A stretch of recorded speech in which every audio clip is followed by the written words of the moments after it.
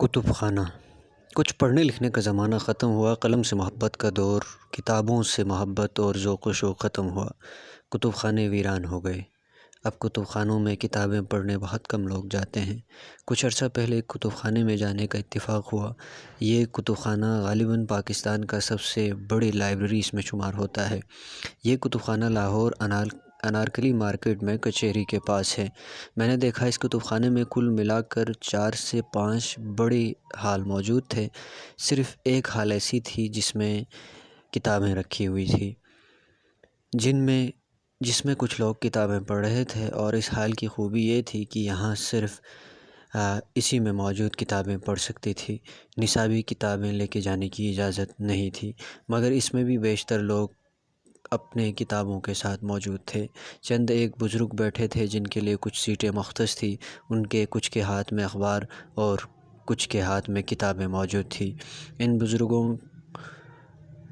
کی عمریں لگ بھگ 70 سے زیادہ تھی۔ باقی دوسرے جتنے ہال میں گیا ہر کوئی اپنی نصابی کتابوں کے ساتھ موجود تھے، لیکن حال یہ تھا کہ یہ سارے حال کھچا کھچ لوگوں سے بھرے ہوئے تھے۔ کچھ لوگ اپنی امتحانات کی تیاری میں مشغول تھی اور کچھ لوگ مختلف نوکری کے ٹیسٹ کی تیاریاں کر رہے تھے۔ ان کے لائبریری جانے کا نہ ان کو کوئی فائدہ ہے نہ لائبریری کو۔ چند بزرگ جو کتابیں پڑھ رہے تھے وہ بھی بس کچھ عرصے کے لیے آئیں گے اور پھر کتب خانے ویران ہو جائیں گے۔